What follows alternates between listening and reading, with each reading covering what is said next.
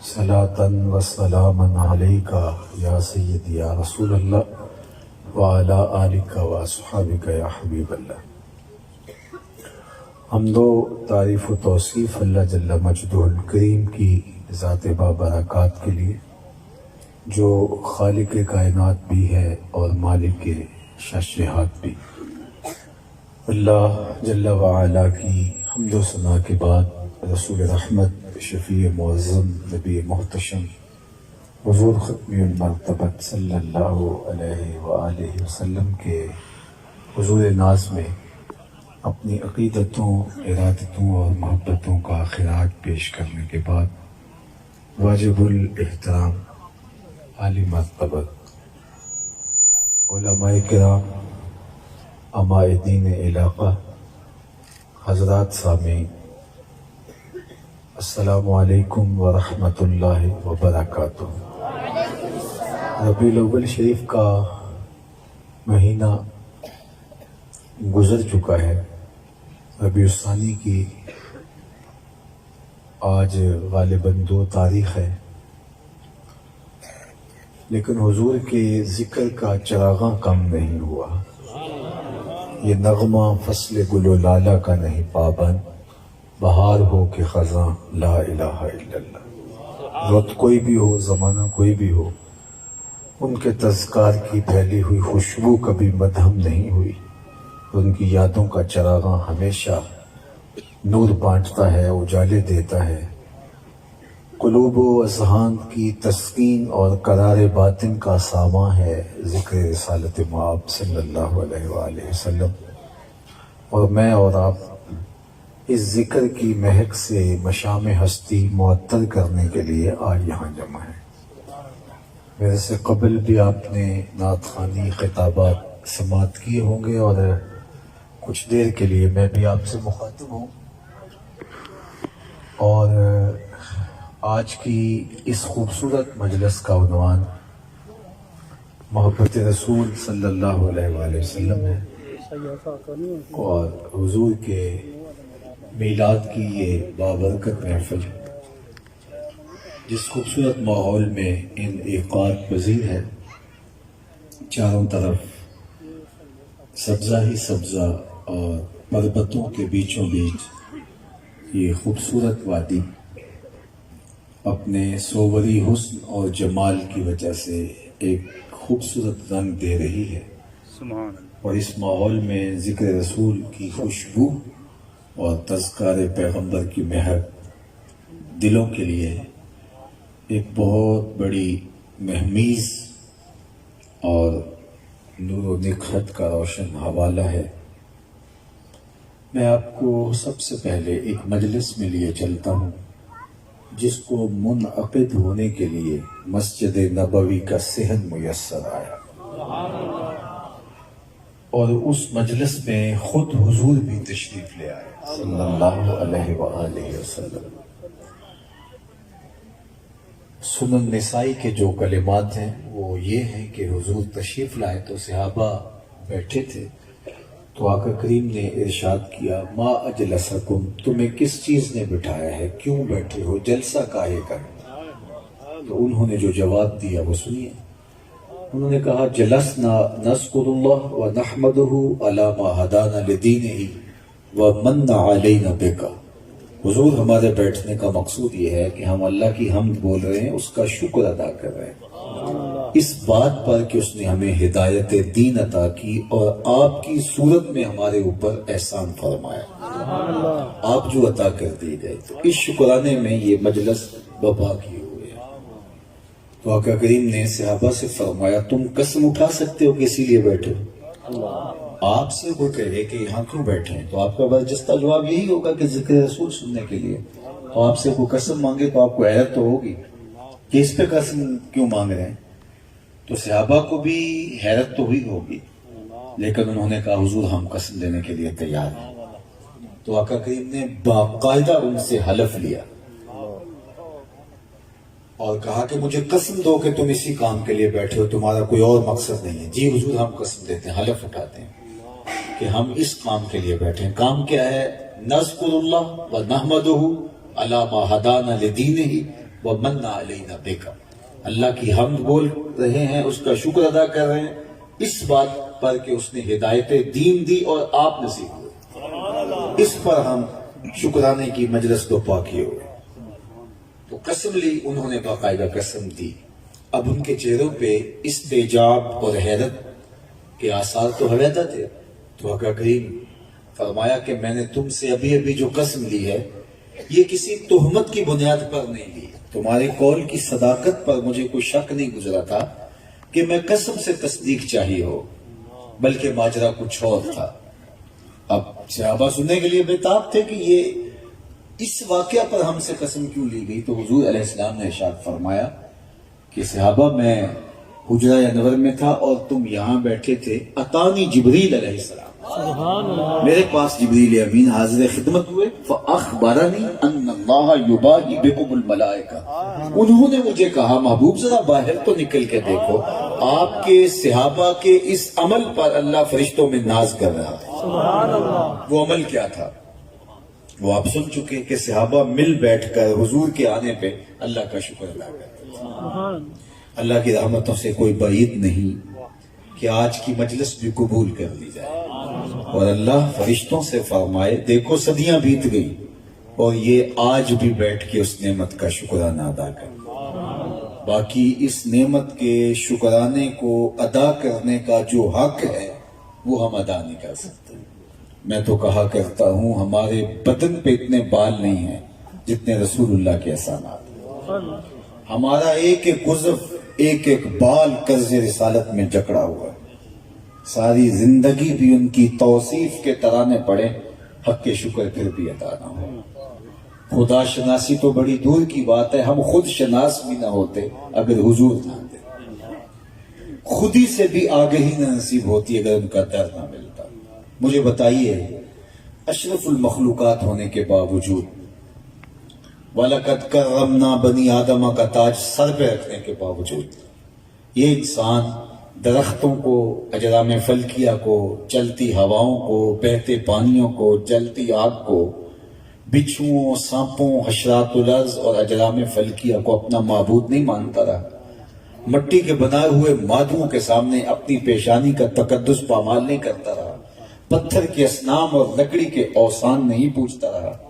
انسان کی تاریخ تو اتنی شرمناک ہے کہ یہ جو مچھلیاں پکڑنے کے لیے کانٹے کے ساتھ کیچوا لگایا جاتا ہے، کسی زمانے میں یہ بھی انسان کا معبود ہے۔ اس نے سانپوں کو، بچھوؤں کو، حشرات الارض کو، چوپایوں کو اپنا معبود مانا ہے۔ یہ تو میرے حضور آئے جنہوں نے بتایا یہ تیرے معبود نہیں ہیں، یہ پوری کائنات تیری دہلیز کی نوکر ہے۔ وَالَّذِي خَلَقَ لَكُم مَّا فِي الْأَرْضِ جَمِيعًا، اس پہ شاہد عادل ہے۔ یہ درخت تجھے آکسیجن فراہم کرنے کے لیے، تجھے چھاؤں دینے کے لیے، تجھے پھل فراہم کرنے کے لیے، تیرے ذوق نظارہ کی تسکین کے لیے۔ اللہ اکبر، تا حد نظر پھیلے ہوئے اشجار کا حسن دل میں کھبتا چلا جاتا ہے۔ ابھی ہم راستے میں آ رہے تھے تو ہمارے میزبان عالی مرتبت میرے ساتھ تھے، تو میں ان کو کہہ رہا تھا کہ ایسا ہی ایک ماحول تھا اور ایسی ایک وادی تھی، تو برجستہ اقبال نے دیکھ کے کہا تھا من خدا را آنجا دیدم بے حجاب، میں یہاں اللہ کے بے حجاب جلوے دیکھ رہا ہوں، کیا حسن ہے، کیا خوبصورتی ہے۔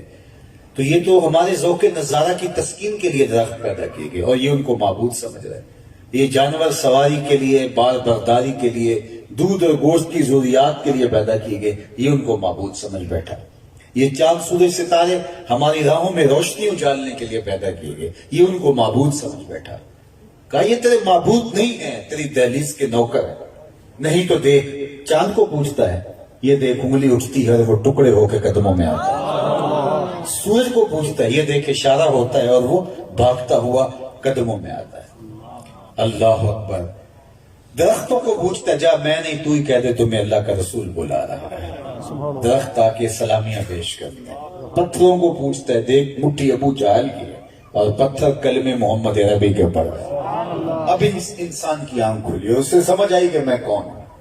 کانپتا ہے دل تیرا اندیشہ طوفان سے کیا، ناخدا تو، بحر تو، کشتی بھی تو، ساحل بھی تو، دیکھ آ کر کوچ آئے چاکے گرے با میں کبھی، کیس تو، لیلا بھی تو، صحرا بھی تو، محفل بھی تو، وائے ناکامی کہ تو محتاج ساکی ہو گیا، میں بھی تو، مینا بھی تو، مستی بھی تو، حاصل بھی تو، آہ کس کی جستجو آوارہ رکھتی ہے تجھے، راہ تو، راہ رو بھی تو، رہبر بھی تو، منزل بھی تو، بے خبر تو جوہر آئینہ ایام ہے، تو زمانے میں خدا کا آخری ہے۔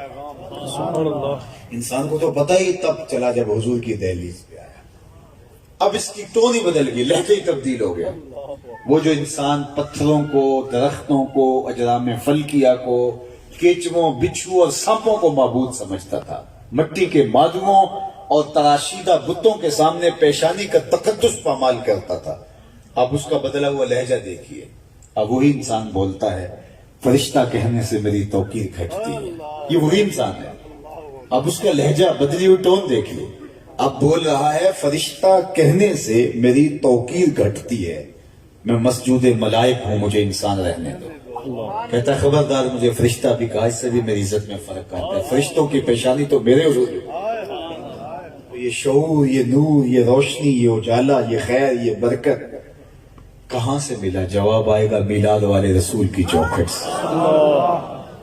اور اگر ان کا در نہ ملتا تو تعلیم کے باوجود بھی، ڈگریوں کے باوجود بھی اندھیرے میں ہوتے۔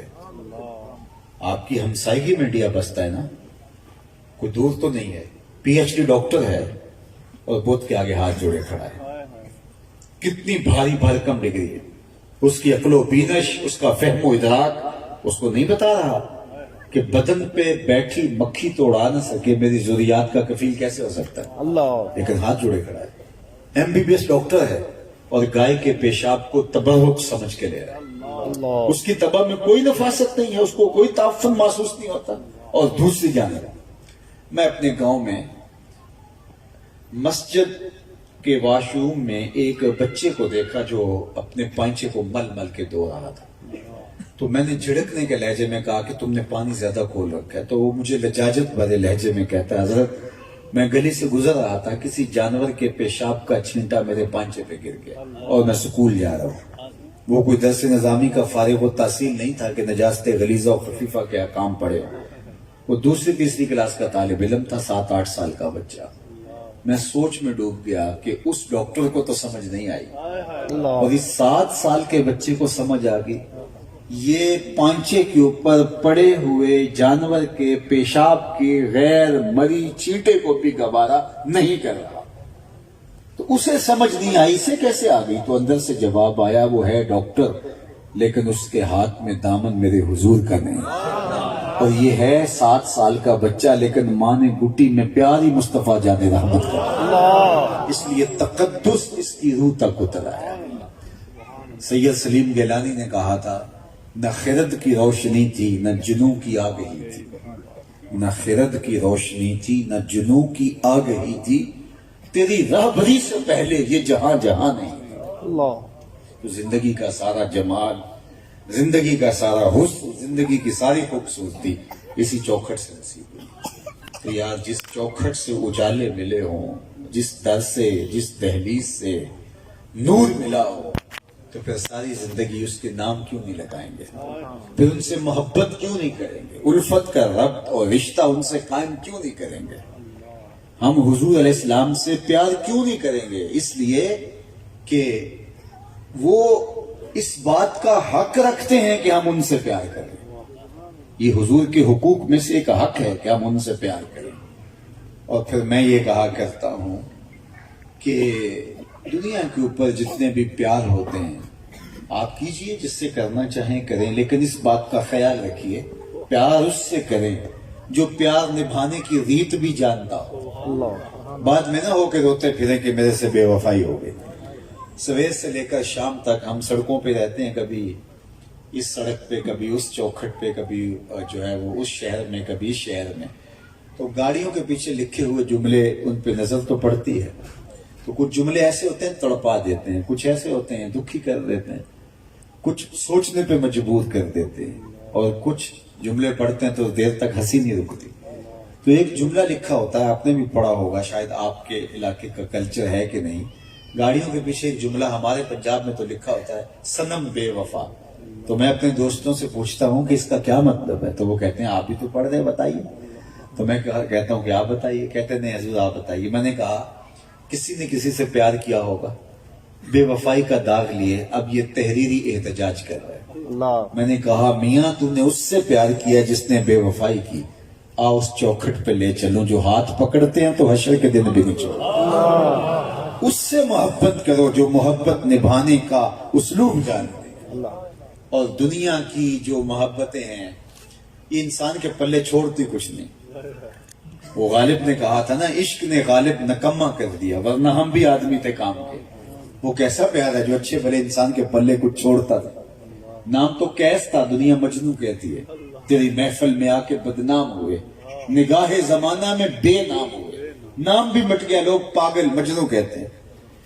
تیری محفل میں آ کے بدنام ہوئے، نگاہ زمانہ میں بے نام ہوئے. تو نے وعدہ کیا تھا بچھڑیں گے نہ ہم، تیرے ہی ہاتھوں سے نیلام ہوئے. تشخص مٹ گیا. یہ محبت عروج سے پستیوں کی طرف دھکیل دیتی ہے. غالب کہتا نکما کر دیا، کام کے آدمی تھے کسی کام کے نہیں رہے. اور میر تقی میر نے کہا تھا پھرتے ہیں میر خال کوئی پوچھتا نہیں. اس عاشقی میں عزت سادات بھی گئی. یہ عشق جس کی دنیا بات کرتی ہے، یہ سادات کی عزت بھی خاک میں ملا دیتی ہے. اور یہ عشق نکما کر دیتی ہے. اور جس عشق کی کہانی آج چھیڑے بیٹھے ہیں ہم، یہ بلال حبشی کو پستیوں پہ اٹھاتی ہے. اس کے قدموں کی آہٹ جنت میں محسوس ہو. سبحان اللہ. یہ ہے عشق جو ذرا نواز ہے. یہ عشق ہے جو تابناک ہے. میں آپ سے پوچھتا ہوں، جس زمانے میں میرے حضور تشریف لائے تھے اس زمانے کے خاقان کا نام کیا تھا؟ تو تاریخ سے گہرا شغف اگر کسی کو ہوگا اس مجلس میں تو وہ مجھے بتا سکے گا. تو باقی تقریباً سارے لوگ معذرت کر لیں کہ جناب ہم اس دور کے خاقان کا نام نہیں جانتے. چلو میں پوچھتا ہوں اس دور کے کیسر کا نام کیا تھا؟ اس زمانے کا جو بائیڈن تھا، اس دور کی سپر طاقت، اس کا حکمران کیسر روم، اس کا نام بتائیے. تو آپ کہیں گے جناب ہمارے پاس فرصت نہیں ہے کہ ہم ان کا نام یاد رکھتے پھریں. اچھا میں پوچھتا ہوں اس دور کی دوسری بڑی طاقت پرشین امپائر، 3150 سال حکومت کرنے والے ایران تھے. تو کسرا ایران کا نام بتا دیجیے، اس دور کی دوسری بڑی طاقت ہے. تو آپ کہتے ہیں جناب ہماری اس سے بھی معذرت. اس دور کے خاقان کا نام کسی کو نہیں آتا. اس دور کے کیسر کا نام زمانہ بھول گیا. اس دور کے کسرا کا نام زمانے نے فراموش کر دیا. مٹ گیا مشتاق دل سے رنگے یاد رفتگاں، پھول مہنگے ہو گئے قبریں پرانی ہو گئی.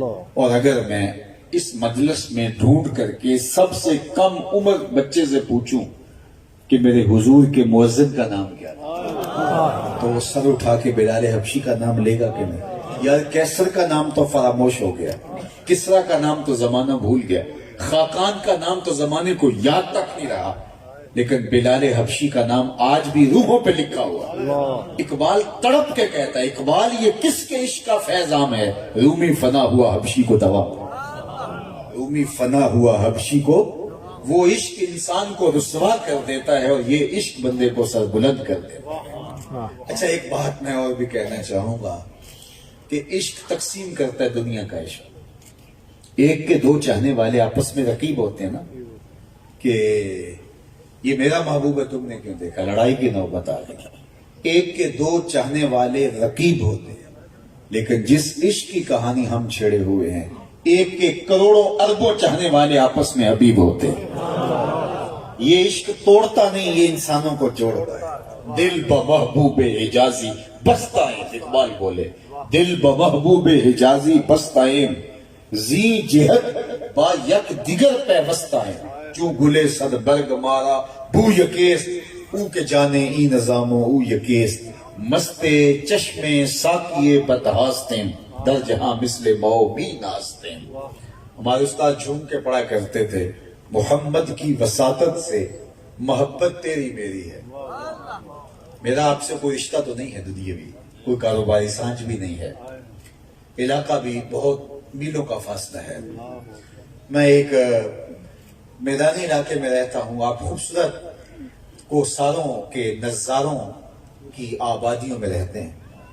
بہت فرق ہے میرا اور آپ کا، لیکن آپ کی پیشانیوں پر لکھا ہوا پیار آپ کی آنکھوں کی پتلیوں کی چمک بتاتی ہے کہ آپ مجھ سے پیار کرتے ہیں، اور میں بھی اتنی مسافت اسی لیے کاٹ کے آیا ہوں کہ آپ کے لیے میرے دل میں محبت کے جذبات موجود ہیں۔ تو میرا اور آپ کا رشتہ کیا ہے، کس رشتے نے ہمیں جوڑا؟ تو استاد جھوم کے پڑھا کرتے تھے، محمد کی وساطت سے محبت تیری میری ہے، محبت اصل ہے ان کی، نہ تیری ہے نہ میری۔ تو وہ محبت ہمیں جوڑتی ہے، تو یہ محبت توڑتی نہیں، یہ محبت جوڑتی ہے۔ اللہ اکبر۔ اگر میری گفتگو زیادہ طویل نہیں ہو رہی تو میں عرض کرنا چاہوں گا کہ یہ اس محبوب کی محبت ہے، اس آقا و مولا کی محبت ہے، جس کی محبت صرف انسانوں کے سینوں کا نور ہی نہیں ہے، پتھروں کے کلیجے میں بھی مصطفیٰ جان رحمت کی محبت۔ تبوک سے واپس آئے حضور تو جبل احد پہ نظر پڑی اور ارشاد فرمایا، احد جبل یحبنا و نحبہ۔ احد ایسا پہاڑ ہے جو ہم سے پیار کرتا ہے، ہم اس سے پیار کرتے ہیں۔ تو پتھر کے کلیجے میں بھی حضور کا پیار۔ حضرت یعلا بن مرہ فرماتے ہیں کہ ایک دن حضور کے ساتھ میں سفر میں تھا، تو راستے میں جب حضور نے قیام کیا تو ایک درخت کے نیچے استراحت فرمانے لگے، اور میں حضور کے پہرے کے لیے کھڑا رہا۔ دور صحرا میں نے دیکھا کہ ایک درخت ہے، اس نے ہلنا شروع کر دیا۔ تھوڑی دیر کے بعد وہ اپنی جڑوں سمیت اکھڑا اور اپنے آپ کو گھسیٹتا ہوا میرے برابر آ کے کھڑا نہیں ہو جاتا درخت، اور پھر وہاں تھوڑی دیر کھڑا جھومتا رہا اور پھر واپس چلا گیا، اور جا کے جہاں سے اکھڑا تھا وہاں نصب ہو گیا۔ میرے لیے بڑی حیرت انگیز بات تھی، لیکن میں اکیلا تھا۔ جب حضور بیدار ہوئے تو میں نے سلام عرض کرنے کے بعد یہی کہا کہ حضور وہ جو درخت ہے سامنے نظر آ رہا ہے، تھوڑی دیر قبل اپنی جگہ سے اکھڑا تھا اور یہاں آیا اور پھر اس کے بعد واپس چلا گیا۔ بڑی حیرت انگیز بات ہے۔ تو حضور نے نہیں پوچھا کہ کیسے ہوا، کوئی طوفان تھا، آندھی ہی، کیا معاملہ ہے، کیسے آیا؟ حضور مسکرائے اور فرمایا، ھذہ شجرۃ استاذنت ربھا۔ فرمایا یہ درخت ہے جس نے رب سے اجازت مانگی تھی کہ محبوب نیڑے آیا ہے، مالک اجازت ہو تو سلام نہ کر رہا ہوں، فآذن لہا، تو رب نے اجازت دے دی تھی یہ مجھے سلام کرنے۔ درختوں کے کلیجے حضور کے پیار سے بھرے ہو۔ آؤ میں تمہیں ایک اور کہانی سناؤں۔ امام بخاری نے اس کہانی کو لکھا، امام سمودی نے تو تفصیلات لکھی۔ حضور علیہ السلام کے لیے ممبر بنا کر کے جب رکھا گیا تو حضور خطبہ دینے لگے، تو بھی خطبے کا آغاز ہوا ہی تھا کہ ایک جانب سے رونے کی آواز آنے لگی۔ رونے والا اس درد سے روتا ہے کہ جس طرح اونٹنی کا بچہ بچھڑ جائے اور وہ چیختی ہے، تو اس طرح وہ چیختا ہے۔ صحابہ دائیں بائیں دیکھتے ہیں لیکن رونے والا دکھائی نہیں دیتا۔ صحابہ کہتے ہیں مسجد نبوی گونج رہی ہے اس کی چیخو پکار سے، لیکن ماجرا یہ ہے کہ دکھائی نہیں دیتا، رو کون رہا ہے؟ دائیں بائیں دیکھتے ہیں، رونے کی آواز آتی ہے، رونے والا دکھائی نہیں دیتا۔ فنزل النبی صلی اللہ علیہ وآلہ وسلم عن المنبر، حضور ممبر سے نیچے تشریف فرما ہوئے اور ایک جانب چلے۔ کھجور کا خشک تنا پڑا تھا، آج پہلا دن تھا کہ حضور ممبر پہ جلوہ فراز ہوئے، اور پہلے کھجور کے تنے سے ٹیک لگا کے حضور واز کیا کرتے تھے۔ آج ممبر بن گیا، اس کی ضرورت نہیں رہی، اس کو اٹھا کے ایک سمت رکھ دیا گیا۔ وہ حضور کی جدائی کا صدمہ گوارا نہیں کر پایا اور وہ باقاعدہ رونے لگا۔ کناکت الخلوج، جس طرح اونٹنی کا بچہ بچھڑ جائے تو وہ چیختی ہے، اور حضور نے جا کے اس کو اپنی باہوں میں سمیٹ لیا۔ اللہ، جس طرح بچھڑا ہوا بچہ ماں کی گود میں آئے تو اس کی گھگی بن جاتی ہے اور ہچکیاں آنے لگتی ہیں، یہی اس خشک تنے کی حالت ہوئی۔ حضور اپنا دست شفقت اس کے اوپر پھیرتے چلے جاتے اور اس کی بتدریج ہچکیاں کم ہوتی چلی گئیں، یہاں تک کہ وہ خاموش ہو گیا۔ تو حضور واپس آئے، صحابہ کے چہروں پر حیرت تھی کہ یہ ماجرا کیا ہوا۔ تو آقا کریم نے صحابہ سے مخاطبت کرتے ہوئے فرمایا، لو لم افعل ہاکذا لہن الی یوم القیامہ۔ فرمایا اگر میں ممبر سے اتر کے اپنے عاشق زار کو یوں تسلی نہ دیتا، یہ قیامت تک یوں چیختا ہی ہے۔ اللہ، تو میں تو سینے میں دل رکھتا ہوں۔ محمد بن سیرین رضی اللہ تعالیٰ عنہ تابعی ہیں، یہ واقعہ بیان کر کے رو پڑے اور کہا ہم تو سینے میں دل رکھتے ہیں، یہ تو درختوں کا اور پتھروں کا عالم ہے کہ وہ حضور کی جدائی برداشت کرے، تو کون ہے جو تمام مخلوقات کا یوں محبوب ہوگا؟ اور صرف مخلوقات کا محبوب ہی نہیں ہے، خود خالق کا بھی محبوب۔ سبحان اللہ۔ اعظم چشتی نے تو قلم توڑ دیا نا یہاں کہ اپنا انداز زمانے سے جدا رکھنے یا اپنا معیار زمانے سے جدا رکھتے ہیں۔ ہم تو محبوب بھی محبوب خدا رکھتے ہیں۔ اللہ۔ ہمارا محبوب کوئی عام تھوڑا ہے، ہمارا محبوب تو وہ ہے جو خدا کا بھی محبوب۔ تو صاحب جب ہم ان سے محبت کرتے ہیں تو کیا ہماری محبت صرف نوک زباں پہ رہے گی یا ہماری روح تک بھی اترے گی؟ ہماری محبت صرف جھنڈیوں اور چراغاں تک ہی رک جائے گی یا محبت ہماری روحوں تک بھی آئے گی؟ ہماری محبت صرف بنیروں پر جو ہے وہ چراغاں کر دینے پر ہی موقوف ہوگی یا دل کی گلیوں میں بھی چراغاں ہوگا؟ دیواروں پر جھنڈیاں چپکانے تک محدود رہے گی یا ہماری محبت دل کی ایک ایک پلک پہ نام محمد کی جھنڈیاں لگانے تک جاتی؟ اللہ۔ ہم نے اپنے اندر اتر کے اپنے آپ سے پوچھنا ہے کہ ہماری محبت کہاں تک ہے، ہماری محبت کا معیار کیا ہے؟ کیونکہ جو محبوب کسی کو رکھتا ہے اس کی اداؤں کو اپناتا ہے، اس کے احکام مانتا ہے، اس کی اطاعت کرتا ہے، اتباع کرتا ہے، پیروی کرتا ہے، بلکہ محب تو محبوب کی منشا کو بھی سمجھتا ہے۔ حکم دینا، کہنا کہ یہ کرو وہ تو بہت بڑی بات ہے، وہ منشا کو بھی سمجھتا ہے۔ مدینے کی ایک گلی سے حضور کا گزر ہوا تو ایک مکان بن رہا تھا جس طرز کی تعمیر کو حضور پسند نہیں کرتے۔ پوچھا کس کا ہے؟ کہا فلاں انصاری صحابی کا۔ کچھ نہیں کہا، حضور گزر گئے۔ کسی نے اس انصاری صحابی سے کہا حضور گزرے تھے، تیرے مکان کو دیکھا تھا، چہرے پہ پسندیدگی کے آثار نہیں تھے۔ 2-4 دن کے بعد حضور دوبارہ گزرے تو ملبے کا ڈھیر پڑا ہوا۔ اللہ۔ فرمایا اس کو بلاؤ، بلایا گیا، کہا میں گزرا تھا، تیرا مکان دیکھا تھا، آج دیکھ رہا ہوں ملبے کا ڈھیر ہے، عرض کی میں نے گرا دیا۔ فرمایا کیوں؟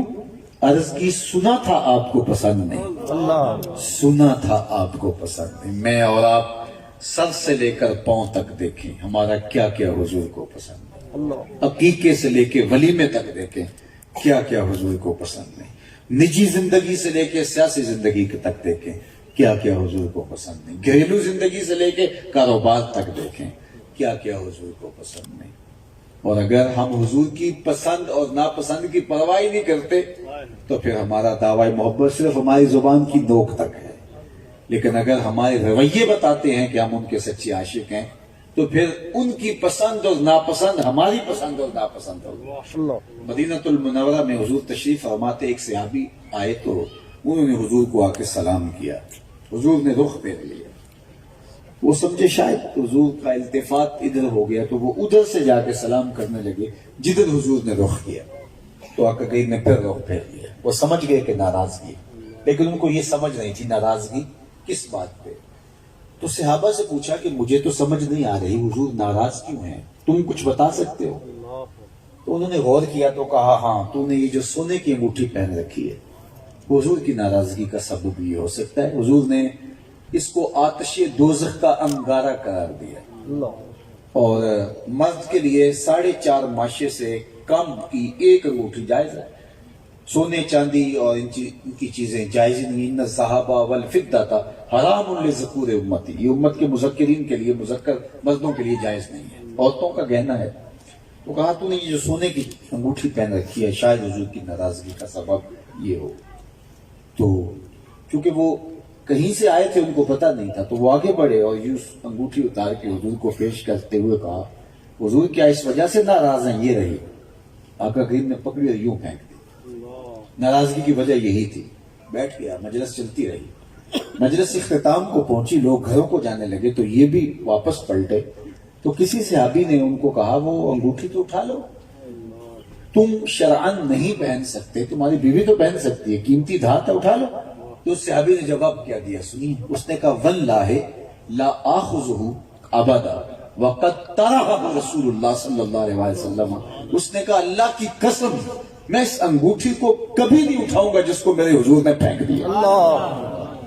میں اور آپ دیکھیں کہ ہم کوئی ایسی عادت تو نہیں اٹھائے پھر رہے جس کو حضور نے پھینک دیا، ایسا کوئی رویہ تو نہیں اٹھائے پھر رہے جس کو حضور نے پھینک دیا، ایسی کوئی دوستی تو نہیں اٹھائے پھر رہے جس کو حضور نے پھینک دیا، ایسا کوئی کاروبار تو نہیں اٹھائے پھر رہے جس کو حضور نے پھینک دیا، ایسا کوئی انداز حیات تو نہیں اٹھائے پھر رہے جس کو حضور نے پھینک دیا۔ اگر ان کو مانا ہے تو پھر ان کی ماننی بھی پڑے گی، ان سے عشق ہے تو عشق نبھانا بھی پڑے گا، محبوب کی اداؤں کو اختیار بھی کرنا پڑے گا، ان کے حکم کو بھی ماننا پڑے گا، ان کے انداز معاشرت کو بھی اختیار کرنا پڑے گا۔ میرے استاد فرمایا کرتے تھے یہ نہ ہو کہ لوگ پوچھیں تم کون ہو، تم بتاؤ جناب ہم عاشق رسول ہیں، ہم مسلمان ہیں، یہ دیکھو مذہب کے خانے میں اسلام لکھا ہے۔ آپ فرمایا کرتے تھے صاحب نہ کسی کو پوچھنا پڑے نہ تمہیں بتانے کی نوبت آئے، تمہاری وضاقتہ، طرز زندگی، انداز معاشرت ایسا ہونا چاہیے تم دور سے چلے آ رہے ہو لوگ پہچان کے کہیں وہ دیکھو آقا کا غلام آ رہا ہے۔ اور میں کہا کرتا ہوں ایسا نہ ہو کہ تم دور سے تو لگو حضور کے غلام ہو لیکن قریب آؤ تو پھر نہ لگو۔ کوئی تم سے کاروبار کر کے دیکھ لے تو تم سے کوئی رشتہ داری کر کے دیکھ لے، کوئی تمہاری ہمسائیگی میں گھر بنا کے دیکھ لے، تمہیں کوئی قرض دے کے دیکھ لے، تم سے کوئی سفر کر کے ساتھ دیکھ لے تو پھر سے سمجھ آئے کہ یہ دور دور سے تو اچھا مسلمان لگ رہا تھا لیکن نیڑے ہو کے دیکھا تو کچھ اور نکلا۔ اس کے لہجے میں یوں تو برف تھی لیکن جو چھو کے دیکھا تو ہاتھ جل گئے۔ یہ نہیں کہ دور دور سے اچھے مسلمان دکھائی دو اور قریب آؤ تو کچھ اور دکھائی دو، نہیں، دور سے دکھو تو پتہ چلے حضور کا غلام ہے، نیڑے تمہارے ہو جائے تو لوگ تمہارے آقا پہ درود پڑھنے پہ مجبور ہو جائے۔ اللہ نبی کا غلام ایسا ہی ہوا کرتا ہے۔ امام محمد بن حسن الشیبانی امام اعظم ابو حنیفہ کے شاگرد نے جب بصرے آئے تو بصرے میں ایک عیسائی مناظرے کے لیے کھڑا ہو گیا کہ مسلمانوں کا امام عالم، میں ایسے تابڑ توڑ حملے کروں گا جواب نہیں دے پائے گا۔ اور جو ہی امام محمد تشریف لائے، نورانی چہرہ، روشن پیشانی، چمکتا ہوا آپ کا جو ہے وہ خوبصورت جو ہے وہ ماتھا، سر پہ امامہ، سنت کا جامہ اور عمل کے پیکر، جو ہی گھوڑے سے اترے تو وہ جو مناظرہ کرنے آیا تھا اس کے لبوں پہ کلمہ جاری ہو۔ تو مسلمانوں نے کہا اس کو کہ تم تو مناظرہ کرنے آئے تھے اور امام محمد سے تم نے کوئی بات ہی نہیں کی اور کلمہ پڑھنے لگے۔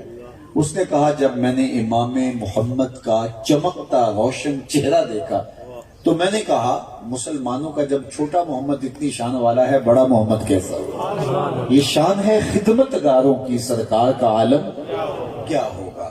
میں اور آپ اس طرح سے اپنے کردار کو دنیا کے سامنے پیش کریں کہ لوگ کہیں یہ غلام کا حال ہے تو آقا کیسے ہوں گے؟ اور میں ابھی پرسوں ترسوں کہیں کہہ رہا تھا کہ اس وقت تو پوری دنیا کے اندر مسلمان پھیل چکے ہیں، عرب بھی اور عجمی مسلم ممالک کے لوگ بھی، یورپ میں، امریکہ میں، افریقہ میں اور دیگر بلاد میں یہ پھیل چکے ہیں۔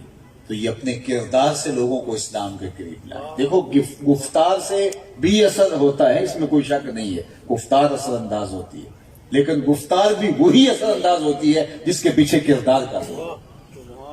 از دل خیزت بر دل ریزت، عربی والے کہتے ہیں، فارسی والے کہ جو چیز دل سے نکلتی ہے وہی دل میں اترتی ہے۔ تو اس لیے جس کی خاموشی فائدہ نہیں دیتی اس کی تقریر بھی فائدہ نہیں دیتی۔ تو آج پوری دنیا کے اوپر مسلمان پھیل چکے ہیں اور یہ ذرائع ابلاغ کے ذریعے سے آج تو کام بھی آسان ہو گیا ہے۔